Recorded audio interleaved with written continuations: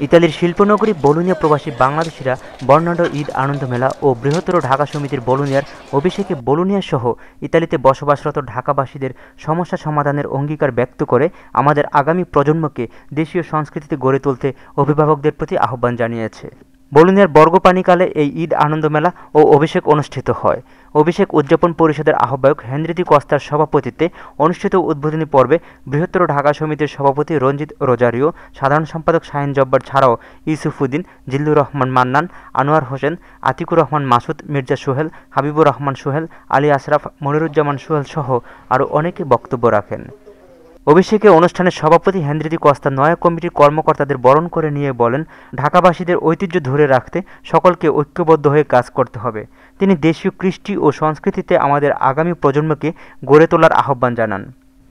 বৃহত্তর ঢাকা সমিতির ঈদ আনন্দ মেলা ও অভিষেক উপলক্ষে শিশু ও মহিলাদের নানা খেলাধুলা ছাড়াও বিভিন্ন ধরনের স্টল বসে মেলা প্রাঙ্গণে। মেলায় এসে প্রবাসীরা আনন্দিত।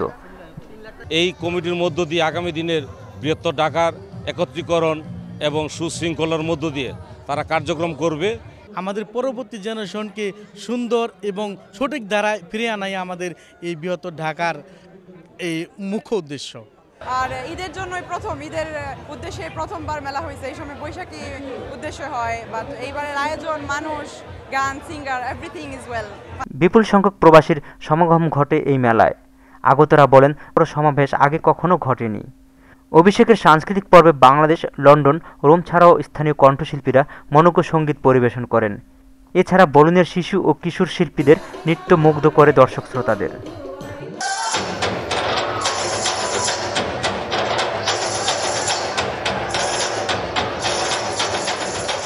Shaon Ahmed, Bangla TV news, Bologna, Italy.